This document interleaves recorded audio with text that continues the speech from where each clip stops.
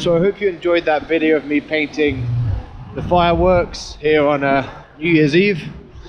So that was my last painting of 2023 and my first painting of 2024. So the fireworks are really impressive.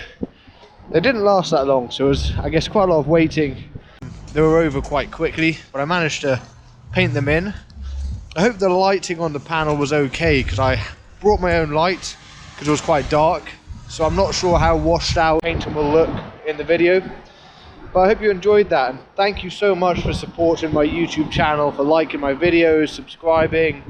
Those of you who gave me super thanks as well, thank you so much.